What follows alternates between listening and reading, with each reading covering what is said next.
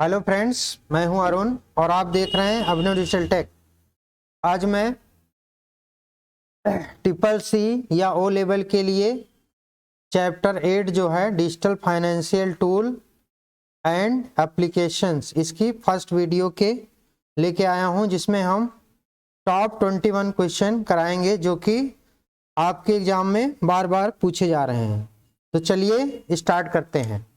पहला क्वेश्चन है, QR code का अर्थ क्या है? इट मीन्स क्यूआर कोड का फुल फॉर्म क्या है? तो क्यूआर कोड का फुल फॉर्म होता है क्विक रिस्पांस कोड। तो आप कहीं भी पेमेंट करने जाते हैं, आप देखते होंगे किसी शॉप पे जाते होंगे तो एक इस प्रकार से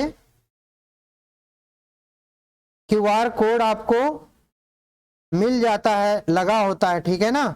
इसको आप स्कैन करते हो तो पेटीएम या फोन पे या गूगल पे या अदर पेमेंट सिस्टम से आप उसको पेमेंट कर देते हो। तो उस कोड को बोलते हैं क्यूआर। क्यूआर मतलब क्विक रिस्पांस, ठीक। इसका फुल फॉर्म क्या हो जाएगा? Quick response code. तो आप याद रखिएगा, जो पेटीएम या गूगल पे का जो आप बार कोड होता है वो बार कोड नहीं होता है, वो क्यूआर कोड होता है, ठीक। तो नेक्स्ट क्वेश्चन देखते हैं, एटीएम का अर्थ क्या है? What is full form of ATM? तो एटीएम का फुल फॉर्म होता है ऑटोमेटिक टेलर मशीन। तो यहां पे ऑटोमेटिक या ऑटोमेटेड लिखा होता है, ठीक। Automated teller machine. तो आपका राइट ऑप्शन सी हो जाएगा। नेक्स्ट क्वेश्चन देखते हैं, केवाईसी का मतलब क्या है या केवाईसी का फुल फॉर्म क्या है? तो केवाईसी का फुल फॉर्म होता है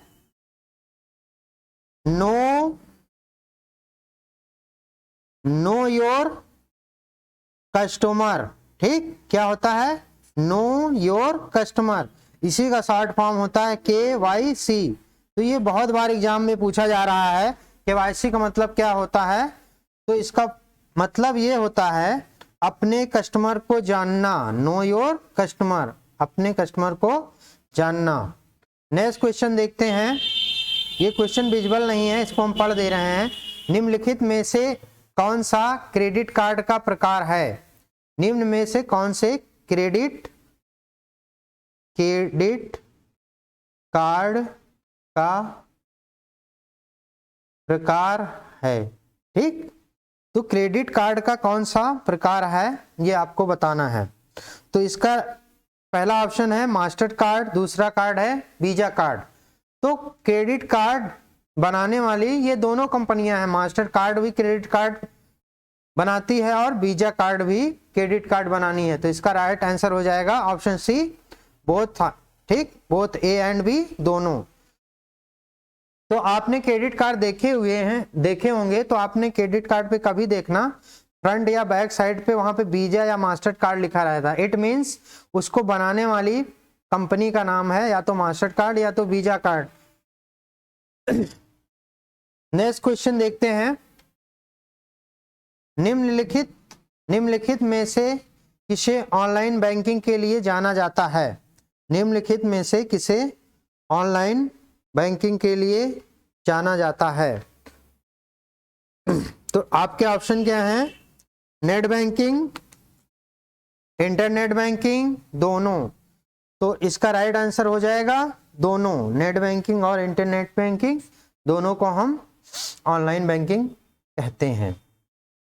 तो नेक्स्ट क्वेश्चन देखते हैं, क्या अनपढ़ व्यक्ति की डेबिट कार्ड जारी किया जा सकता है?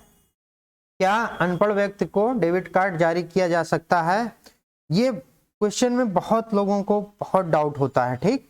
और ये बार बार 2015 जब से ट्रिपल सी शुरू हुआ है, बार बार ये पूछा जाता है, क्या अनपढ़ व्यक्ति को डेबिट कार्ड इशू किया जा सकता है?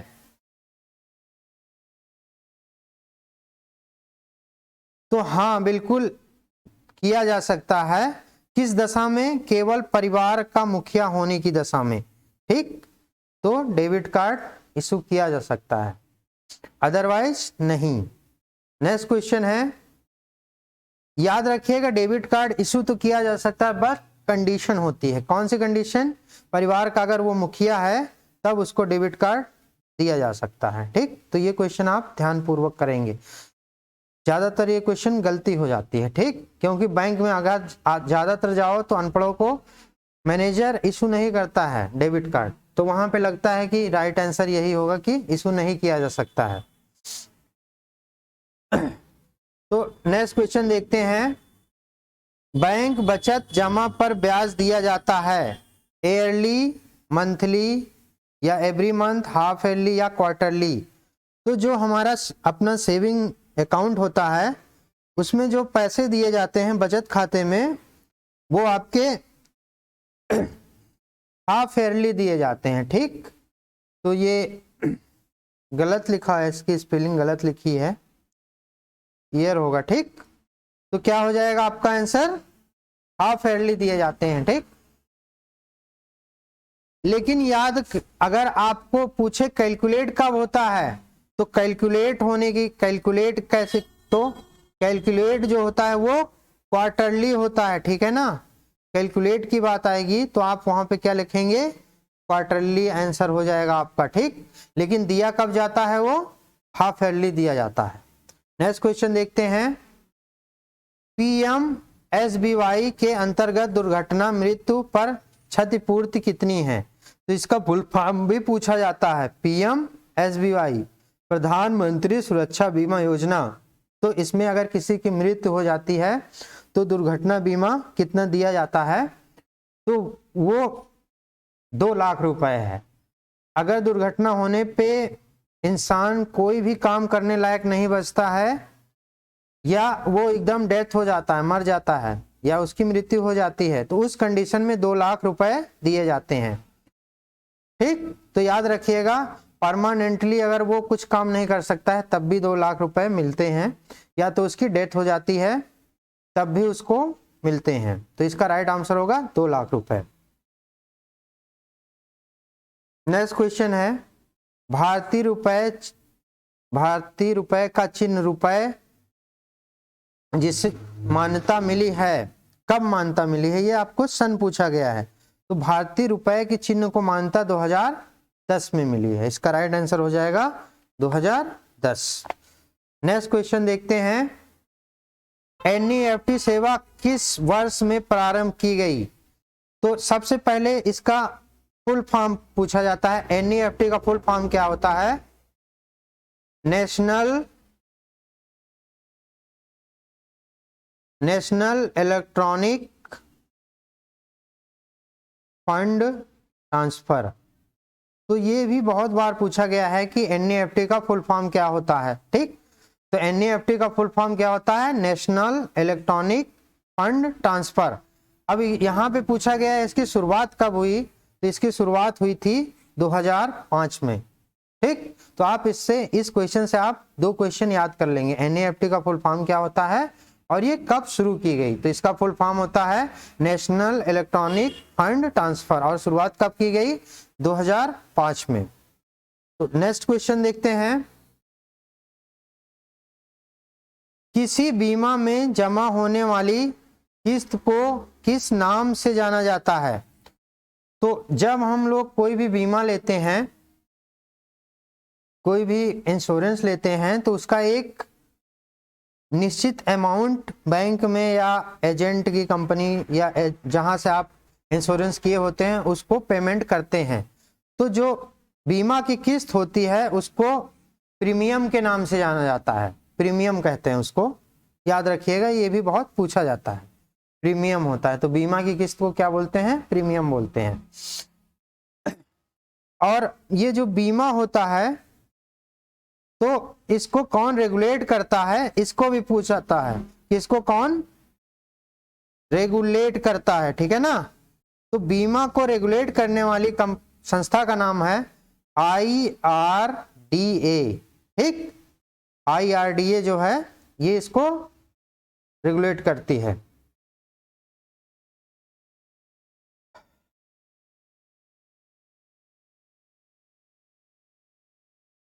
नेक्स्ट क्वेश्चन देखते हैं, क्वेश्चन नंबर 12। इंटरनेट बैंकिंग मुख्य सुरक्षा किससे होती है? पासवर्ड से, यूजर नाम से, यूजर के पते से, यूजर के मोबाइल नंबर द्वारा। ठीक, तो इंटरनेट बैंकिंग की सुरक्षा जो होती है मुख्य रूप से होती है पासवर्ड से। ठीक, पासवर्ड से इंटरनेट बैंकिंग की सुरक्षा होती है।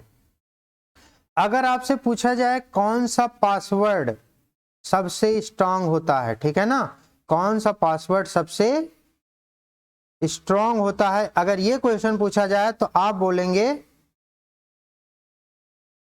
बायोमेट्रिक। ठीक, या आप बोल सकते हैं बायोमेट्रिक फिंगर्स, या बायोमेट्रिक बोल सकते हैं। तो इसमें सब कुछ आ जाएगा। ठीक, आइरिस भी आ जाएगी, आपके फिंगर भी आ जाएंगे, या आपका फेस भी आ जाएगा बायोमेट्रिक में। तो सबसे स्ट्रांग पासवर्ड अगर आपसे पूछा जाए तो बायोमेट्रिक। और सबसे वीक पासवर्ड अगर आपसे पूछा जाता है, वीक पासवर्ड, तो वीक पासवर्ड जो होता है वो आपका होता है जो आप पासवर्ड रखते हैं 1 2 3 कुछ भी जो रख देते हैं 2 3 4 5, ये सबसे वीक होता है। ठीक, सबसे स्ट्रांग बायोमेट्रिक पासवर्ड होता है। पैटर्न वगैरह भी वीक होते हैं, पैटर्न भी अगर आपने रखा है तो। नेक्स्ट क्वेश्चन देखते हैं, भीम ऐप का पूरा नाम क्या है? ठीक, भीम ऐप का पूरा नाम क्या है? तो इसका राइट आंसर है भारत इंटरफेस फॉर मनी।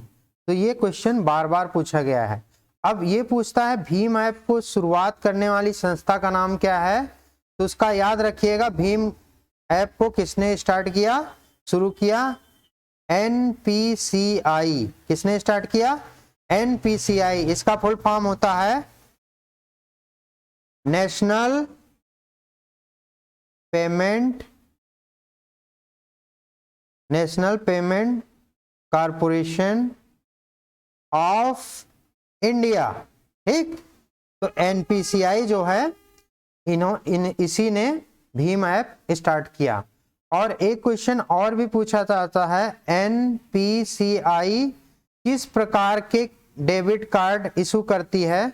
तो आप जो रुपे डेबिट कार्ड आप देखते हैं, रुपे डेबिट कार्ड जो है, रुपे डेबिट कार्ड जो अब आप लोगों को मिलते हैं, ठीक, तो वो कौन जारी करता है? NPCI ही करता है। ये पूरी भारत की 100% सब्सिडरी है, ठीक है ना, RBI की। तो ये NPCI जो है भारत की संस्था है, ये पूर्ण रूप से भारतीय है। यही रुपे कार्ड अब इशू करती है, ठीक है ना। और रुपे कार्ड पे एनुअल चार्जेस भी पड़ता है जो बहुत कम पड़ता है। ठीक, बाकी वीजा मास्टर पे तो बहुत ज्यादा पड़ता है। नेक्स्ट क्वेश्चन देखते हैं, अटल पेंशन योजना किस वर्ष तक के भारतीय नागरिकों के लिए है? तो ये भी बहुत क्वेश्चन पूछा जाता है कि अटल पेंशन योजना जो है कितने उम्र वालों के लिए होता है? ठीक, तो अटल पेंशन योजना याद रखिएगा 18 से लेके 40 वर्ष तक के लिए होता है। एक क्वेश्चन, न्यू क्वेश्चन अब बनने वाला है, नई स्कीम शुरू की गई है, नई स्कीम शुरू किया, श्रम मानधन योजना। क्या? श्रम मानधन योजना। श्रम मानधन योजना क्या है? सेम अटल पेंशन योजना की जैसी स्कीम है। जो लोग ई श्रम कार्ड बनवाए हैं, ई श्रम कार्ड जितने लोग धारक हैं, अनऑर्गेनाइज सेक्टर के जितने लोग ई श्रम कार्ड बनाने हैं, वो इस योजना को अप्लाई कर सकते हैं। तो ये भी आपसे पूछा जाता है कि अटल पेंशन योजना श्रम मानधन योजना कितने लोगों के लिए है? वो भी 18 से 40 वर्ष के लिए है। ये इंपॉर्टेंट क्वेश्चन है, अभी स्टार्ट हुआ है, इसलिए आप लोग इसको ध्यान पूर्वक पढ़ेंगे। ये बार बार पूछा जाएगा आपके एग्जाम में, क्योंकि ये डिजिटल फाइनेंशियल टूल्स के ही अंतर्गत आता है। जितने भी आपकी जो सेविंग से रिलेटेड जितने भी स्कीम चलती हैं, गवर्नमेंट चलाती है, वो जरूर पूछी जाती है। तो ये वेरी वेरी इंपॉर्टेंट है। श्रम मानधन योजना जो है ई श्रम कार्ड धारकों के लिए है, और इसकी उम्र भी है, इसकी उम्र जो है वो एलिजिबिलिटी क्राइटेरिया जो है 18 से 40 तक की ही है, ठीक है ना। लेकिन इसका अमाउंट जो है जैसे जैसे उम्र बढ़ रही है वैसे इसका इंस्टॉलमेंट या आप प्रीमियम बोल सकते हो वो बढ़ता जाता है, ठीक, याद रखेंगे। तो मिनिमम पूछा जाए, मिनिमम प्रीमियम कितना है, मिनिमम प्रीमियम जो होता है वो कितना है कृषि ये मानधन का, श्रम मानधन का। तो अगर कोई आज की डेट में उसकी उम्र 18 साल की है तो वो 55 रुपए का प्रीमियम अदा करेगा, 60 साल तक करेगा, ठीक। 60 साल के बाद उसको मिनिमम जो है 3000 रुपए मंथली, ठीक, मंथली पेंशन मिलेगी, ये मिनिमम है, ठीक है ना। अगर इंटरेस्ट रेट उस समय अच्छा रहा तो इससे ज्यादा भी मिल सकती है। नेक्स्ट क्वेश्चन देखते हैं, एनपीसीआई का अर्थ क्या है, ये मैं क्वेश्चन बता चुका हूं। अर्थ है national payment corporation of India, तो ये ट्रू हो जाएगा, ठीक, national payment corporation of India, ये ट्रू है। नेक्स्ट क्वेश्चन देखते हैं, क्वेश्चन विजुअल नहीं है, मैं पढ़ ले रहा हूं। ग्राहक द्वारा हिस्सा ऑर्डर का कैंसिल करने कंपनियां किस वॉलेट का प्रयोग करती हैं, ठीक।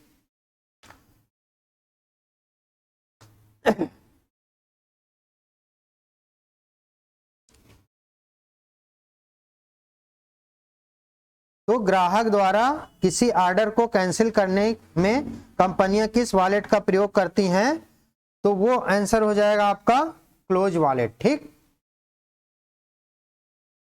तो आप लोगों को पता होना चाहिए जो आपके ई वॉलेट होते हैं जो आप लोग यूज करते हो वो 3 प्रकार के होते हैं, ठीक। एक होता है आपका ओपन वॉलेट, एक होता है आपका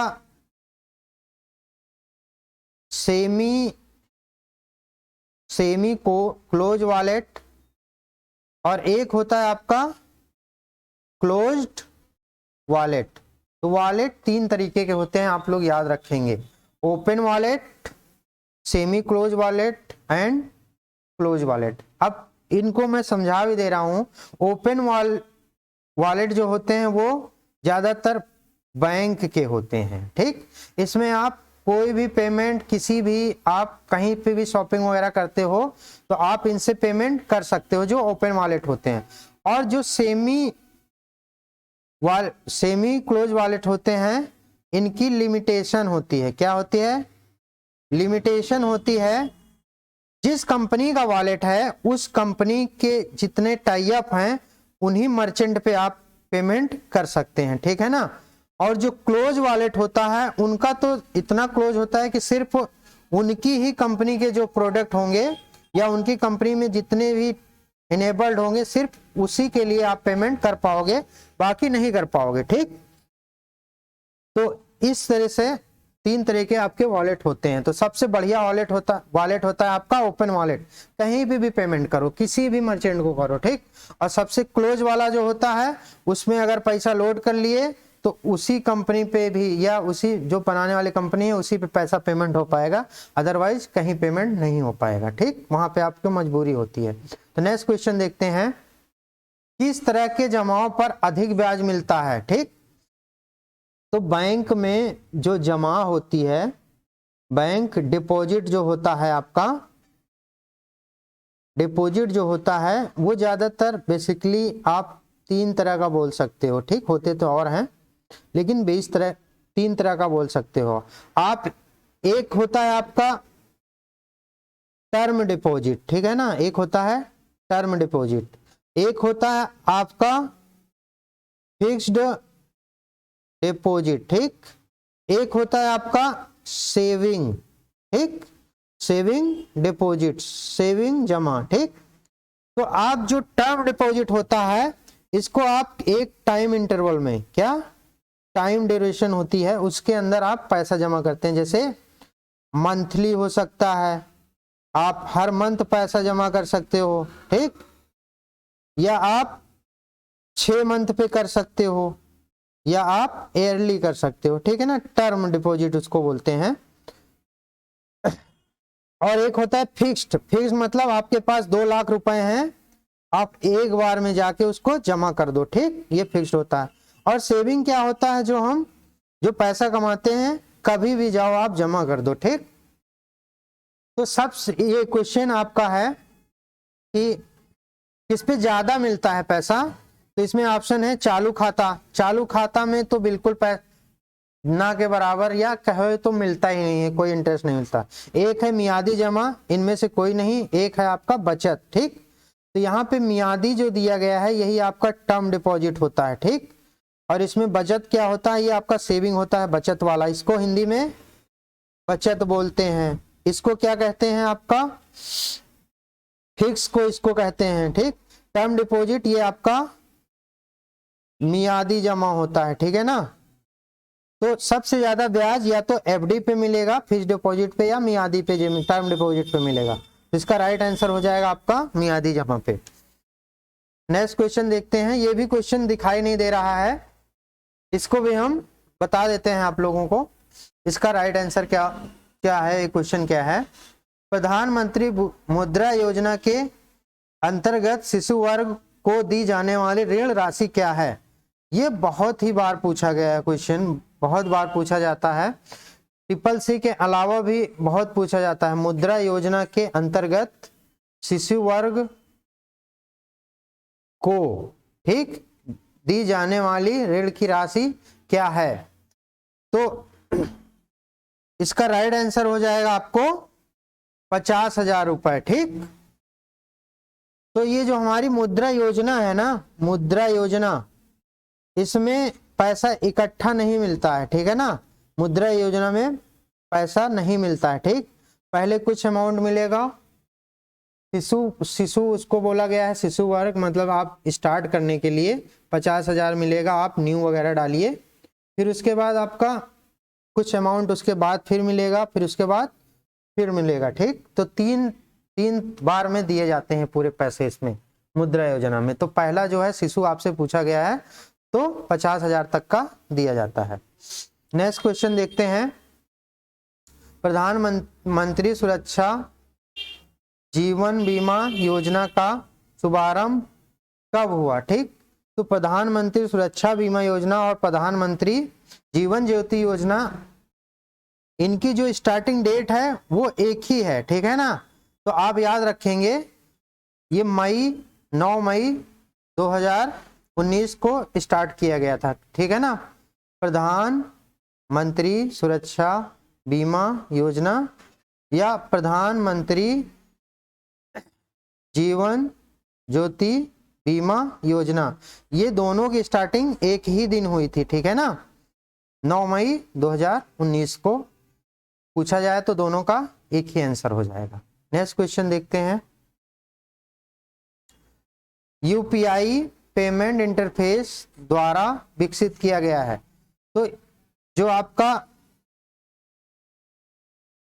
भीम ऐप है, ठीक, और आपका जो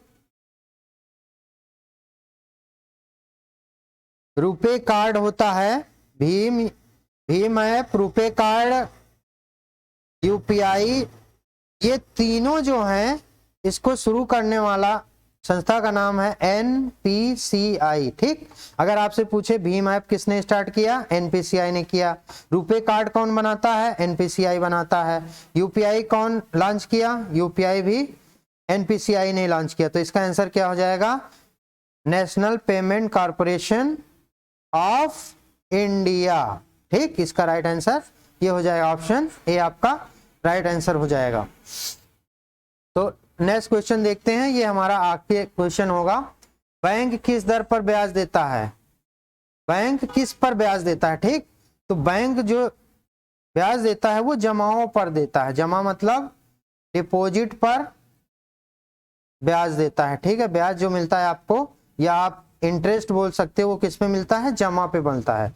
तो जमा हमने बताया था 2-3 तरह के, term deposit, fixed deposit and saving deposit पे मिलता है। ऋण पे तो ब्याज लेता है बैंक। अगर आपसे क्वेश्चन पूछ जाए बैंक किस पर ब्याज लेता है बैंक, अगर ये पूछा जाए किस पे लेता है, तो आप बोलेंगे ऋण पे लेता है। अगर बैंक से आप ऋण लेते हो तो उससे बैंक आपसे वसूलता है, ठीक है ना। तो ऋणों पे बैंक आपसे वसूलता है और जो जमा करते हैं उस पे आपको देता है। आई होप आपको ये वीडियो अच्छा लगा होगा।